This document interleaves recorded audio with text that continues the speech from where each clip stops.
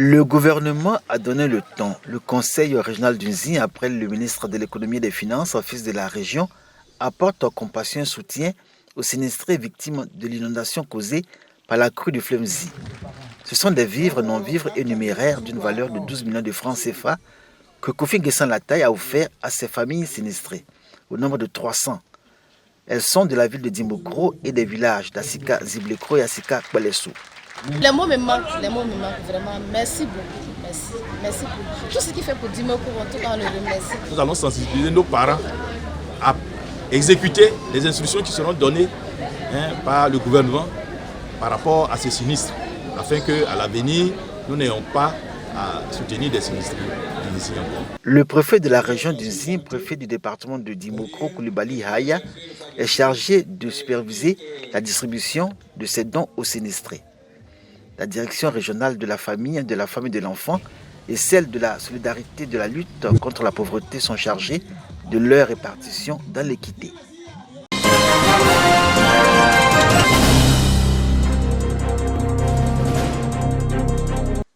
Yamoussoukro abrite l'atelier de formation des directeurs régionaux sur l'utilisation de la gestion de l'application web mobile Allo 116, d'abord la situation des enfants. 42% de la population en Côte d'Ivoire a un âge compris entre 0 et 14 ans.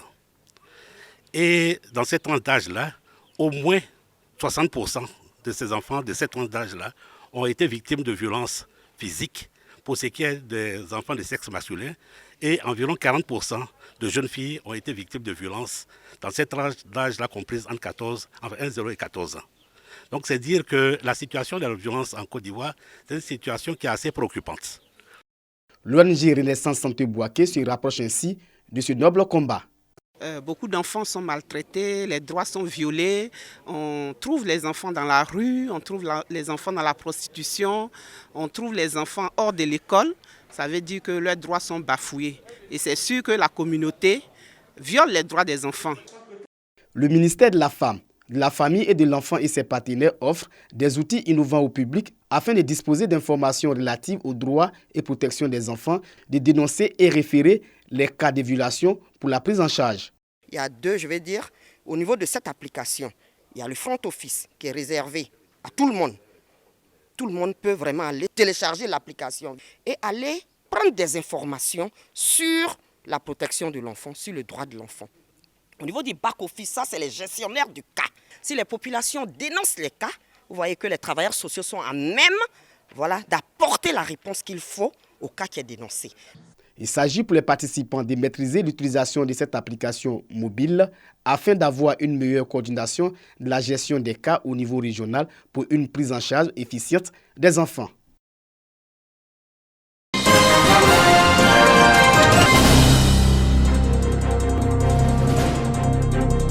Ce sont plus de 2000 kits scolaires composés de cahiers, d'instruments géométriques, de couvertures, de stylos qui sont remis aux élèves des classes de CM2 de 15 groupes scolaires repartis dans 11 villages des départements de Diokwe, Bangolo, Fakobli et Kouibli. Partis de Diokwe, les membres de l'ONG Tchède sont allés à la rencontre des populations pour soulager les parents. Les étapes des villages de Diaouin dans le département de Diokwe et de Boplou dans le département de Bangolo ont été l'occasion pour la présidente de l'ONG Tchède de dispenser des cours de secourisme aux enseignants. Cette initiative, qui a sa 3e édition, vise à booster le taux de scolarisation dans la région du Guémon. En ce jour où nous voyons actuellement les enfants émus et moi-même, c'est une grande joie pour nous. Nous avons notre maman, Madame Kriv, qui est venue nous soutenir dans les kits scolaires pour les enfants. Vraiment, c'est une joie pour nous. Nous voulons lui dire un grand merci pour tout ce qu'elle a fait pour nous. La présidente de l'ONG Tchède, résidant en Europe, invite ici les cadres du Guémon à s'investir dans l'éducation des enfants. L'éducation pour moi, c'est la clé de tout. Donc moi, ma priorité, c'est qu'on forme les enfants de demain. J'en appelle quand même au cadre du Guémon de s'intéresser un peu plus à l'éducation dans la région. Parce que ces enfants-là seront les cadres de demain. L'ONG Tchède a été créée en 2016 sur initiative des volontaires fils et filles du Guémon résidant en Europe et en Côte d'Ivoire, un véritable appui au développement rural.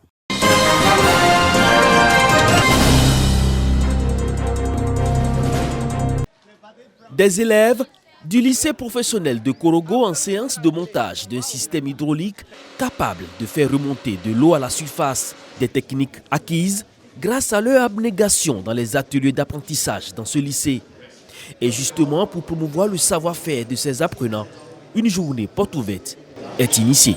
En organisant cette activité dénommée Journée porte ouverte, était pour nous de montrer à la population du Poro l'intérêt que représente aujourd'hui le centre de formation professionnelle devenu lycée professionnel de Korogo en termes de formation et de gestion donc, de la jeunesse. La visite guidée a été l'occasion de découvrir les potentialités des élèves dans la formation professionnelle. Félicités pour leur rendement, ces apprenants et leurs enseignants ont pris l'engagement à plus de rigueur au travail. Je dis à mes camarades qu'au lycée professionnel de Korogo, ici c'est un enseignement très bien. Les professeurs et les éducateurs enseignent bien les élèves. On les apprend les métiers pour sortir ici pour atteindre un objectif. Grâce au projet GIZ que nous avons bénéficié ici au CFP de Korogo, nos apprenants sont capables de faire ces installations photovoltaïques là dans les maisons, l'installation autonome.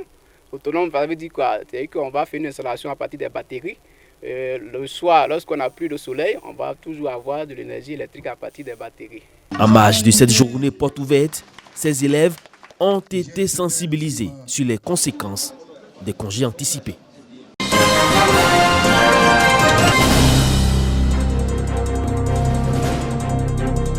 Au nombre de 200, ces jeunes de la commune de Maféré reçoivent leur permis de conduire.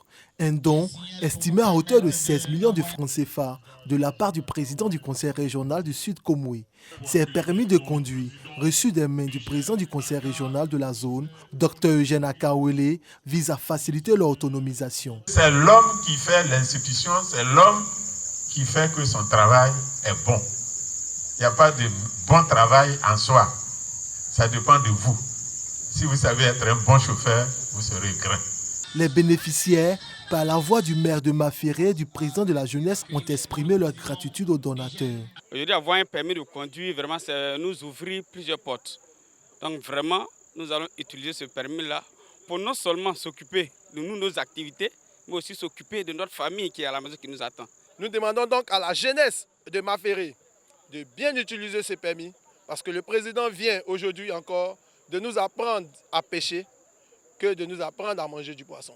Merci parce que Maféré encore bénéficie de la gratitude, n'est-ce pas, de notre aîné. Pour marquer cette reconnaissance, ces jeunes ont mis en place un mouvement de soutien dénommé Akawele, la molécule du développement du Sud Komoué, en vue de soutenir les actions de développement du président du conseil régional du Sud Komoué. 200 jeunes de la sous-préfecture d'Adjouan avaient déjà bénéficié de cette opération baptisée « Un jeune, un permis de conduire ».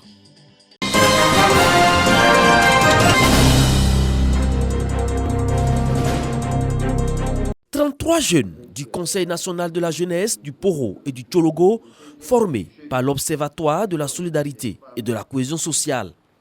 Ces jeunes, leaders d'associations pour la plupart, sont outillés sur les rudiments nécessaires pour le maintien de la paix et du vivre ensemble dans leur communauté. La formation que l'Observatoire donne présentement vise à outiller nos jeunes frères en technique donc, de collecte de l'information pour donner des alertes, les outiller en méthode et stratégie de gestion pacifique des conflits. Durant 2 jours, ces jeunes reçoivent des notions sur l'éducation à la citoyenneté, l'alerte précoce et la prévention des conflits.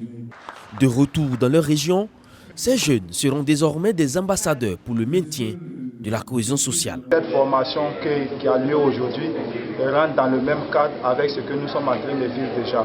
Donc c'est à juste titre et c'est à bon droit que le mouvement s'est dit intéressé de participer à cette formation. Nous allons venir nous outiller de plusieurs outils de mécanismes de gestion de conflits et de prévention de conflits afin de mieux mener nos actions à travers le pays. La manière dont ils sont venus motivés, il faut qu'ils aient une oreille attentive à tout ce qu'ils vont dire comme enseignement pour pouvoir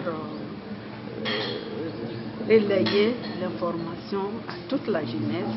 Ce programme de formation prend en compte les jeunes des régions du Poro, du Tchologo, du Folon et de la Bagoué. À terme, près de 100 jeunes seront formés sur les notions de la solidarité et de la cohésion sociale.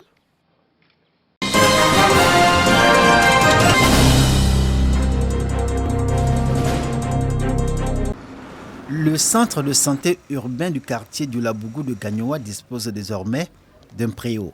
Un acquis d'importance pour cet établissement sanitaire où le taux de fréquentation est l'un des plus élevés, comme l'indiquent ses responsables.